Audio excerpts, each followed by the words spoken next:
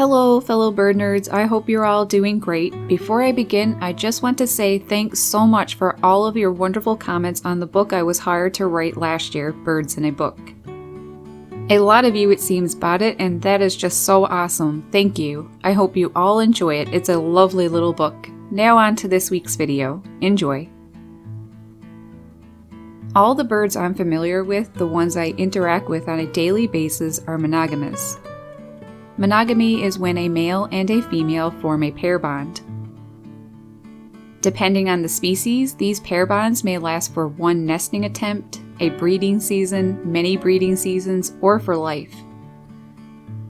Monogamous pairing ensures that both of the mates will contribute to the care of their offspring and to mutual defense.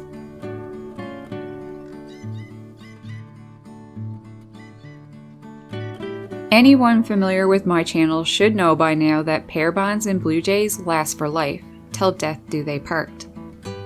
A lot of other birds mate for life too, such as gray jays, crows and ravens, red-tailed hawks, eagles, albatrosses, and many, many more. Some birds, like the red-breasted nuthatches, are monogamous and may stay together for several breeding seasons, but not necessarily for life. I can attest to that. I've known this little sweetie Hatch since late February 2014. Hatch and his then mate Nutty were together for at the very least 2 years until Nutty went missing late summer 2015. Hatch then found a new mate in late August 2015, Patch, which they stayed together right up until March 2018 when Hatch was seemingly defeated by a new male that had come into the territory. Some of you may remember Dart. Dart took Hatch's territory and his mate of almost 3 years, so I guess you could say that Hatch and Patch got a divorce. Luckily though, Dart seemed to bring a female along with him, and she became Hatch's new mate, Maggie.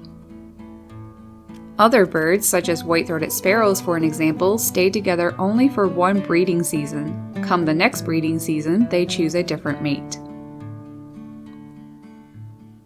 In the case of birds that mate for life, it's not always a faithful union. For an example, crows. Mated pairs will typically stay together for life, but males sometimes cheat.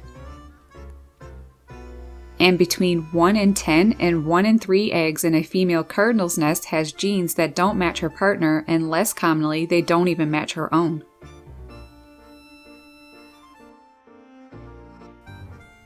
And even with white-throated sparrows that stay together for a breeding season, it's known that they will cheat sometimes.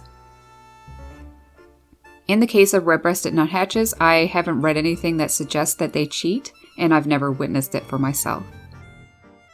The superb starling, a beloved bird that tourists seem to like very much that lives in Northeast Africa, is a very social bird that live in large flocks. They are cooperative breeders, meaning that breeding pairs get help in raising chicks from other family group members. The American crow does this as well. Offspring from previous years help out. Although female superb starlings usually have a mate, some females will mate with subordinate males within their social group when they need help to raise their chicks. This additional male then also acquires food and tends to the nestlings, which increases the chick survival rates. Sometimes, though, females will cheat with males outside of their group if they sense their mates are too genetically similar to themselves. Mating with strangers increases their brood's genetic diversity, even though it does not reap additional help. 14% of the offspring are fathered by other males. Breakups happen too, although obviously it's not common in birds that mate for life. And it needs to be said that the divorce rate in birds is really low. Interestingly, and rarely, blue jay pairs may break up, but in their case they tend to get back together. I witnessed that once before for myself. The female was with another male for a couple weeks, and then her mate won her back by giving her gifts such as twigs and bark, which is thought to be his way of reminding her of their successful breeding season the previous year. Then there are species such as red-winged blackbird, bobolink, indigo bunting, willow ptarmigan, to name a few, that are polygamous. meaning males mate with several partners during a single breeding season. Many birds are polygamous to increase their chances of reproductive success and passing on their genes to the next generation of chicks. Of all the different mating behaviors in birds, I'm most interested in the ones that stay together for many years, and especially the ones that mate for life.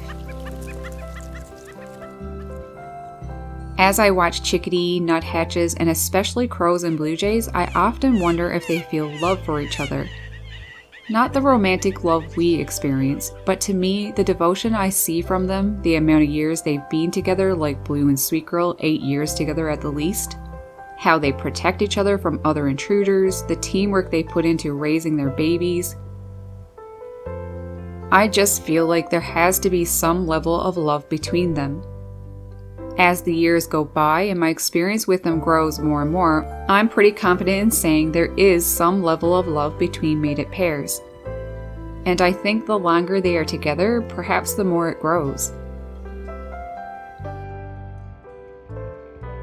One time, a female blue jay I knew got gravely ill, and her mate did not leave her side. I remember him bringing her water, melted snow, and he would feed her a lot. He was caring for her like we do with the ones we care about. To me, I seen that as a form of love. It was his mate. They were really bonded well and close, as most blue jay pairs are. What do you guys think? Do birds, especially ones that have been together for years, experience some level of love for each other? Let me know what you think down below in the comments. And as always, thanks so much for watching. I hope you enjoyed. See you next week. Take care. Happy birding.